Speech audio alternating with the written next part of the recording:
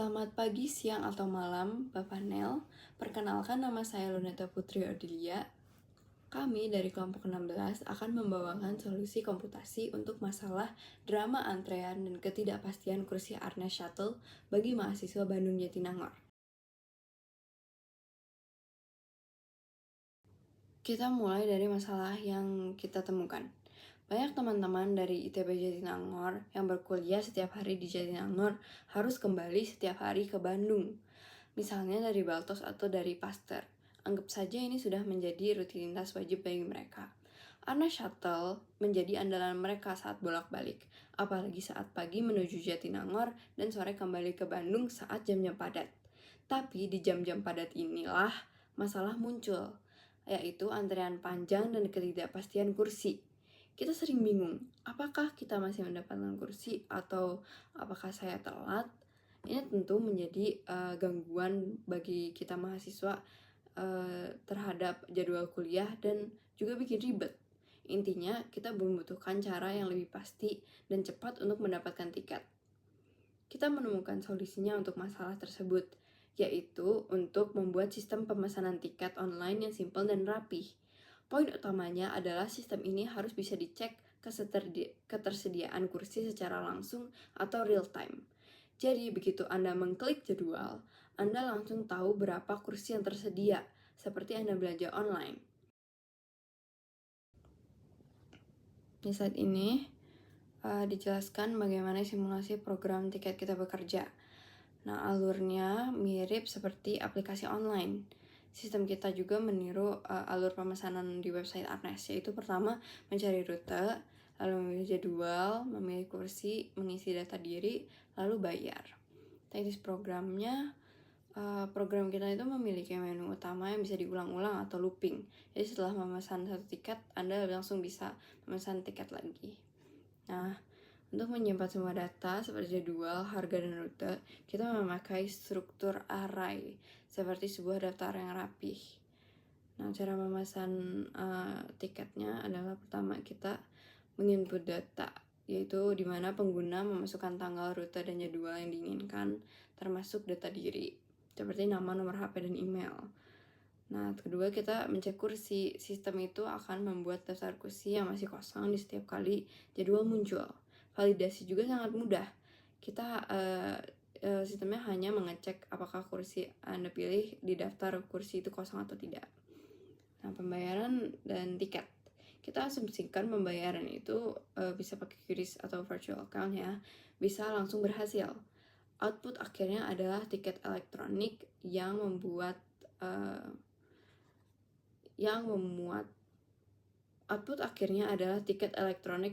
semua data pemesanan Anda. Halo semuanya, perkenalkan nama saya Natania Yolanda Pratiwi Solihin dengan NIM 198251999. Pada kesempatan kali ini, saya akan menjelaskan tentang dekomposisi persoalan. Yang pertama, kita harus menginput data awal. Jadi, sistem meminta input data outlet keberangkatan, misalnya dari Bandung ke Jatinangor, serta kelengkapan data. Jadi, algoritma ini utamanya berfokus pada validasi data. Yang kedua, menentukan jadwal ketersediaan jadwal. Nah, kenapa sih? Jadi sistem mengecek jadwal dan ketersediaan penumpang. Jika penuh, pengguna harus memilih jadwal lain atau alternatif lain. Yang ketiga, kita harus pemilihan data jadwal dan pengisian data pemesanan. Setelah jadwal dipilih, pengguna mengisi data pemesan. Jadi data harus diisi secara lengkap dan menampilkan kursi yang masih tersedia sesuai jadwal tersebut. Yang keempat, pemilihan tempat duduk. Saat memilih kursi, sistem akan menampilkan kursi yang masih tersedia. Algoritmanya mencakup pemetaan kursi dan pembaruan status untuk mencegahnya double booking. Yang kelima, pemilihan metode pembayaran. Pengguna wajib memilih satu metode yang tersedia. Algoritmanya mencakup penampilan metode dan pemrosesan input data. Yang keenam, ada transaksi. Sistem memverifikasi transaksi. Jika gagal, pengguna harus memilih metode lain. Algoritmanya menampilkan pesan sukses saat berhasil dan mencatat status transaksi. Dan yang terakhir, konfirmasi penyelesaian.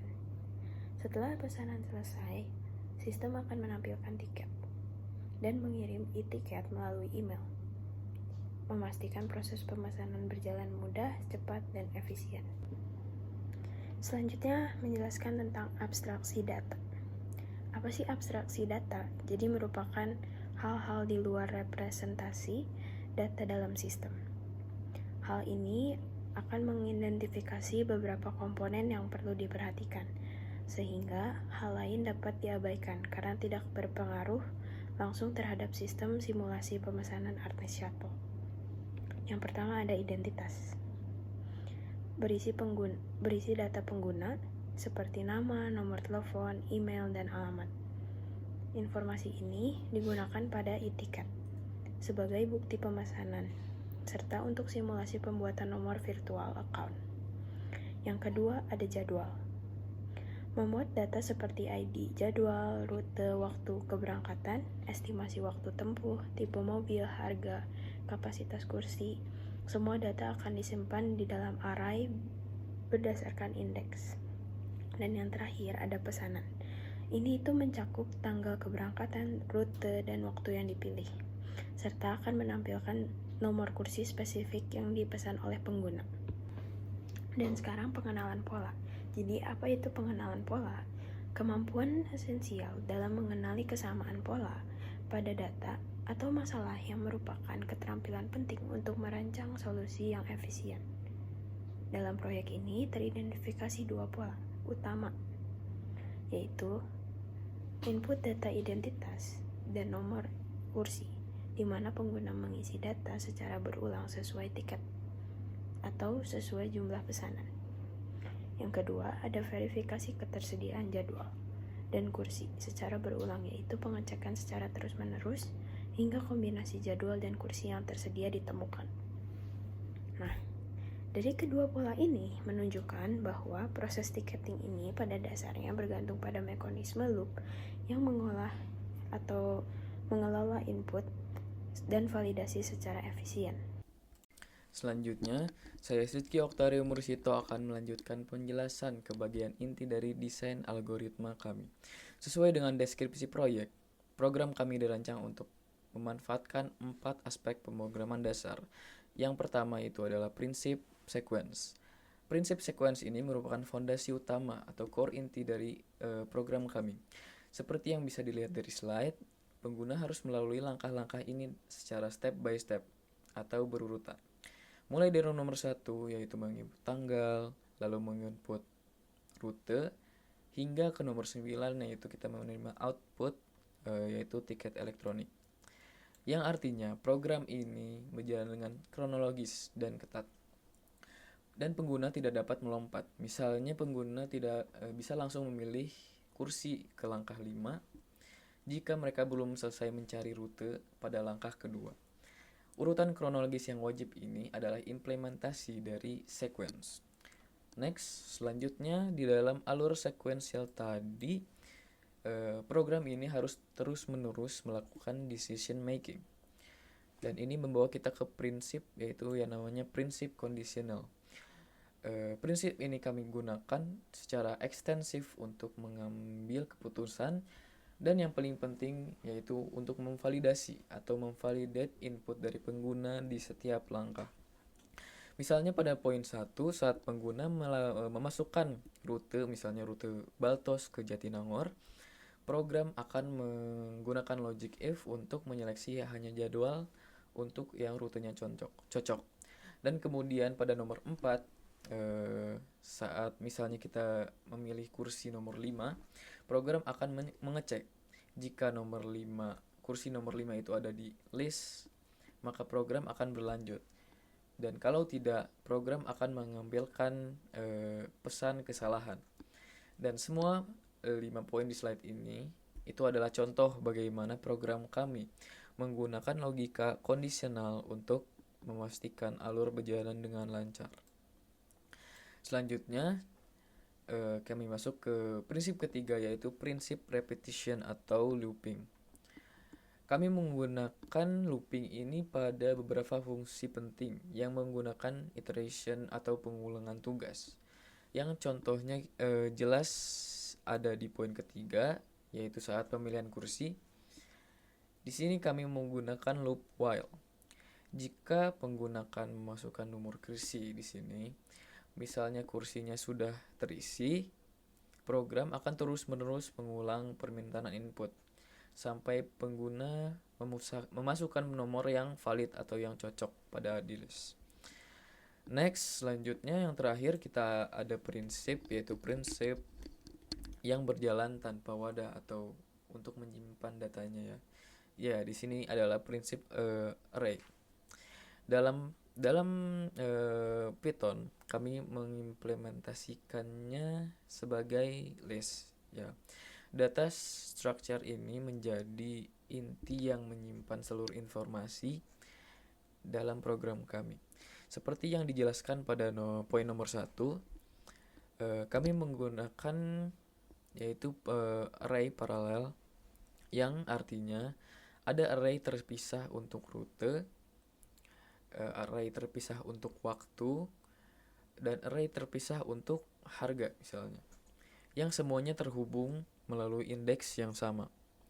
Kemudian poin 3, untuk mengelola ketersediaan kursi, program kami juga secara dinamis membuat array yang baru. Misalnya berisi angka 1, 2, 3 sampai ke 14 yang kemudian digunakan untuk validasi. Halo semuanya, perkenalkan saya Silan Jakobus Limhan dan saya akan menjelaskan mengenai flowchart. Jadi, setelah program dijalankan, Anda harus memasukkan tanggal keberangkatan, outlet keberangkatan, dan juga outlet tujuan. Nah, jika rutenya tidak tersedia, Anda akan dikembalikan ke awal program. Nah, selanjutnya jika rute tersedia, Anda akan ditampilkan jadwal-jadwal dari rute yang tersedia, dan Anda harus mengisi ID dari jadwal yang Anda inginkan. Jika ID tidak tersedia, sama seperti tadi, program harus dijalankan dari awal lagi. Nah, tapi jika ID tersedia, selanjutnya Anda harus memilih kursi yang Anda inginkan hingga kursi yang Anda pilih ini tersedia. Setelah kursi berhasil dipilih, Anda selanjutnya akan diminta untuk memasukkan nama, nomor telepon, email, dan juga alamat Anda. Setelah berhasil, akan ditampilkan terlebih dahulu data dari penumpang yang Anda isi. Kemudian, akan ditampilkan berbagai metode pembayaran. Nah, Anda harus memilih metode pembayaran yang tersedia. Nah, setelah itu Anda juga harus melakukan pembayaran hingga berhasil sebelum Anda dapat menyelesaikan program ini. Jika tidak, harus mengulang dari memilih metode pembayaran. Jika sudah berhasil pembayaran, program akan menunjukkan pembayaran berhasil serta tiket elektronik dan juga QR yang dibutuhkan untuk boarding. Berikut adalah program dari simulasi pemesanan tiket shuttle yang kami buat. Pertama ada kamus, semua variabel yang digunakan. Nah, berikutnya adalah database. Database ini yang digunakan untuk membandingkan data-data yang ada. Jadi contohnya jika ID-nya A101, rutenya merupakan ini dengan waktu segini, dan estimasi waktunya segini. Nah, sekarang kita bisa mulai kodenya.